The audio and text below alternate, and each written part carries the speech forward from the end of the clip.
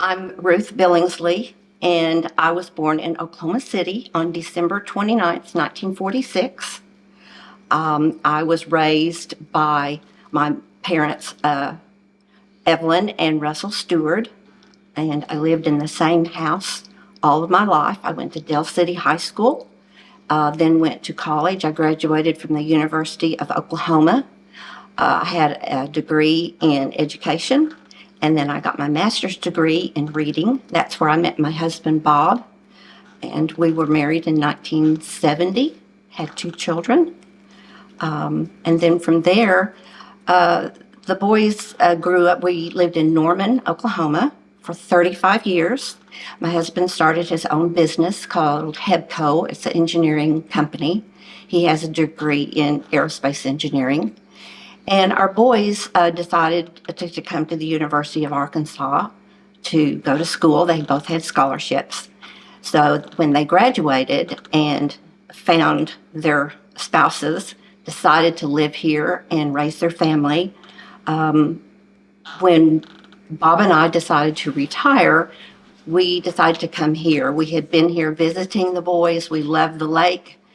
We had rented a pontoon boat and gone out on the lake, and we thought this is where we would like to retire. So one day we were out driving around and we saw a piece of land that sloped down to the lake, and it was very beautiful. So we decided that that's where we wanted to build a house. So we moved here in 2006, and we became acquainted with the neighbor. Her name was Dee Berry, and she had the schoolhouse, and she was having music on every Friday night, and we became friends with her. And she bought this schoolhouse it was a hunting lodge in 1988, and she restored it. It took her probably 10 years to get it all up to being what she wanted it to be, and finished restoring it in 1999. So she also was responsible for making it into the National Register of Historic Places. That takes a lot of paperwork and time consuming. And so it became on the National Register in 1992. It became the music place. And she had a band. She learned to play the bass guitar when she was 65 years old. And so she was in a band called Beaver Lake Jubilee. And for 12 years, they met in this school building. And lots of people, they had 50 to 80 people that would come from the community and have the singing. They would have potluck and do a lot of fun things. The school is called Coal Gap School. Back in 1876, it was part of the Homestead Act. It was given to a man named Ed Jennings by Ulysses S. Grant. And his son, whose name was John Jennings, he deeded 1.5 acres for $1 if it would be used as a school. And so that's how it became to be Coal Gap School. They do have some supervisors listed back in 1887. So it was the first school. Is kind of a mystery. We don't know what it looked like. We don't have pictures of it. But the second school was a 2-story building. It became School District 105 in 1900. So the building was used just the bottom floor. The top floor was empty. And when they decided to build this building in 1928, it was moved further down towards the White River and was used as a barn. But now it's underwater because in the 60s is when the lake was put in, and most everything and all the community is now underwater. Well, when this existing structure that we're in now, when it became the school, Tell what it was like back then for kids that would come to school. Who would come and what would they do? Well, it was all in community schools. In the community, they would either walk or ride horses to get here.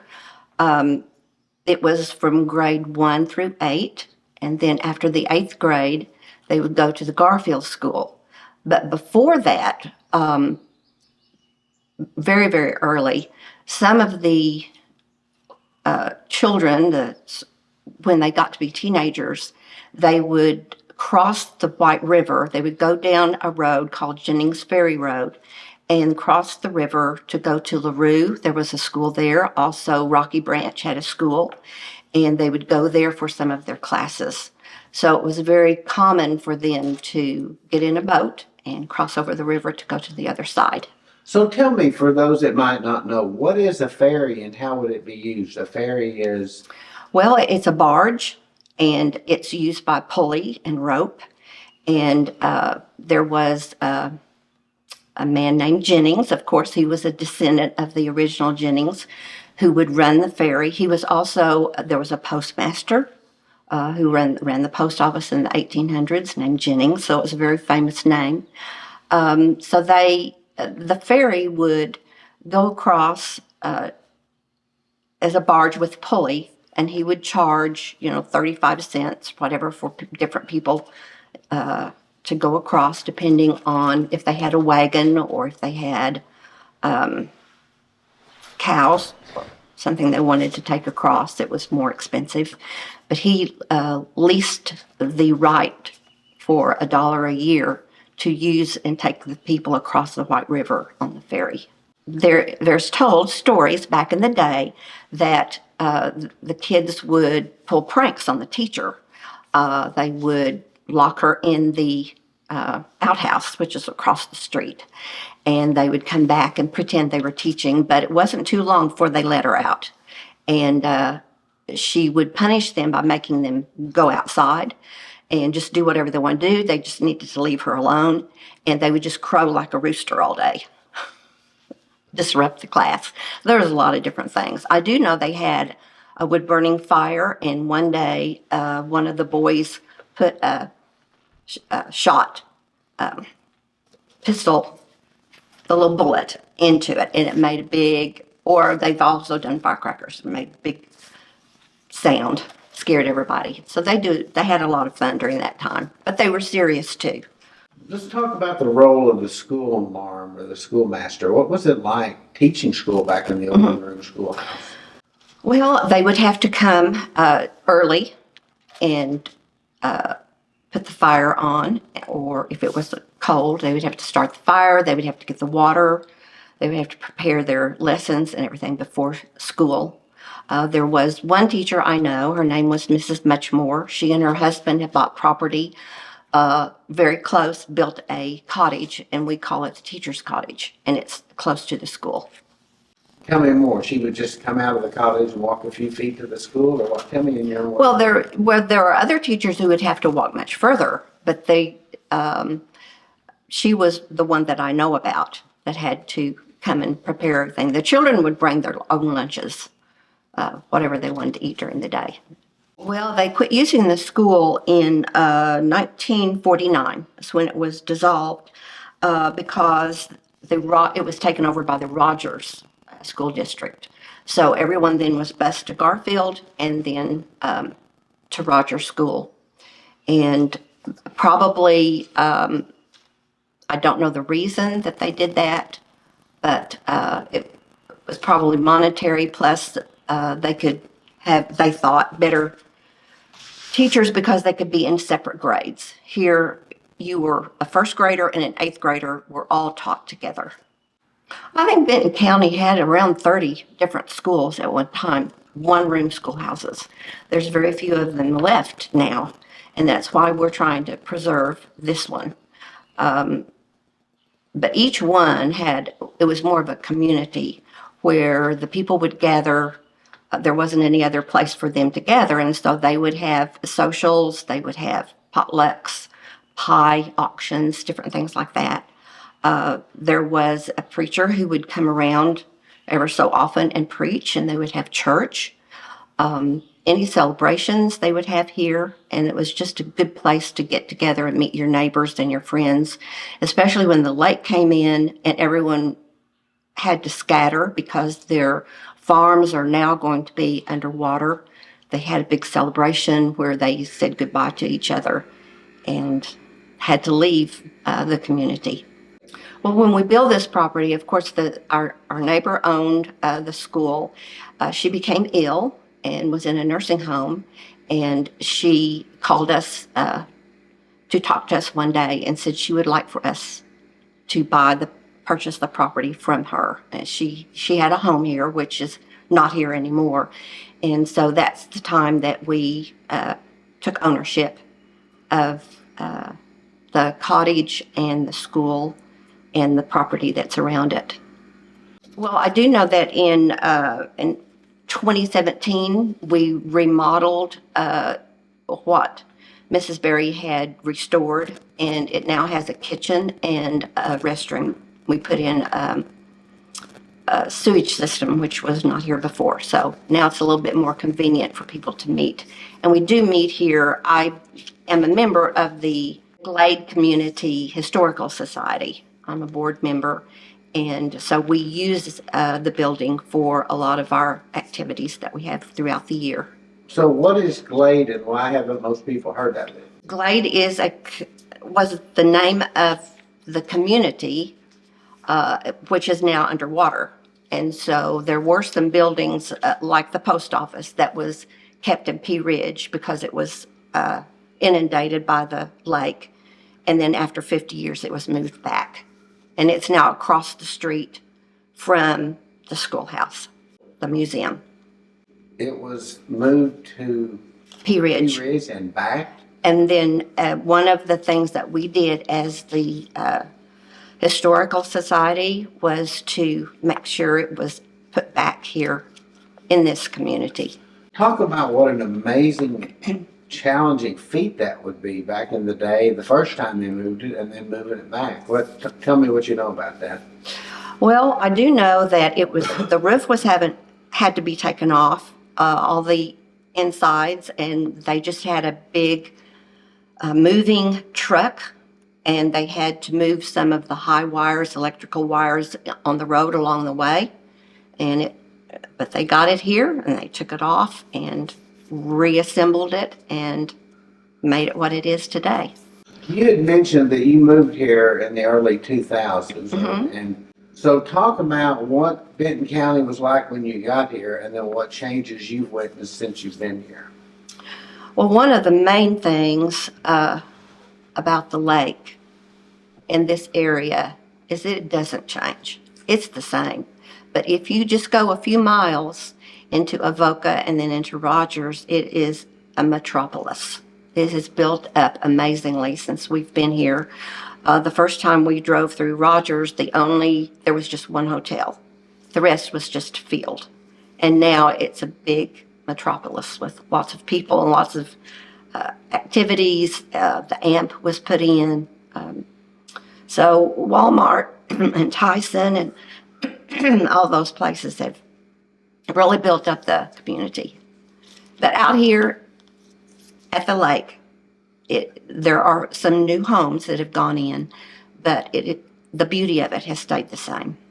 The difference between Oklahoma and Arkansas is amazing. So where we lived in Norman, it was windy every day. It was flat. It was just a different atmosphere altogether. And so the first time that my husband brought me here, we came through the mountains, and I said, wow. I said, why did you even leave this place? It is so beautiful. There's mountains, there's the lake, there's ponds, there's all kinds of beautiful things around, and there's hardly any wind on most days. So it was a lovely move, and we've enjoyed our time here in Arkansas. If someone came to you from somewhere else, Tennessee, Oklahoma, Texas, wherever, and said, hey, you've been in Arkansas a while, Benton County for a while, what would you tell me about it? So how would you describe it? Benton County is? Oh, it's a friendly place. It's a convenient place. It's very busy, but if you know where you're going, it's easy to get there. Just a lot of culture, a lot of fun. You can pick your activity for any age group, from a child going to some of the activities, a museum, all the way to, a older adult finding a group facility. So there's lots of things for every age group. Now, my favorite thing about Benton County would be just the beauty of it and the friendliness and the convenience. I'd like to talk a little bit more about some of the things that I'm interested in. I think that one thing is I love poetry, and I've started writing poetry about 50 years ago. And it was back in 1978, there was a contest for a local radio station and McDonald's. So if you could write why you wanted to go to Colorado Springs, up in the mountains, for breakfast at McDonald's in 50 words or less, you could win a trip there. And so I sat down and I wrote this poem about it and won the contest. And our family went to Colorado and had a great time. I think the boys were 5 and 3. And I thought at that time, I think maybe I've got a knack for writing poetry. So I collected them, and then after, it's just been about 8 years ago, I started putting them into book form. And so now I have 4 books of poetry. They're mostly Christian poems. And then I have 3 children's books that are about Jonah and the Big Fish, David and Goliath, and creation. So that keeps me busy. I've enjoyed owning the schoolhouse. We have had people who have wanted to buy it, and I am not going to do that. I think the plan is to lease the building for $1 each year to the Glade Community Historical Society. And so we're drawing up a contract to let them take care of it for the next few years and see what's in the future for the Historical Society and this school. This property is worth a lot of money, but to me, it's not a money issue. It's a preservation issue, that so many of these buildings are now turned into homes, many of them, or just torn down and something put in its place. And I think it's real important that we preserve what we have, our history that we have, and try to make it pertinent to the people today, that they would be interested in coming and looking at what we have here.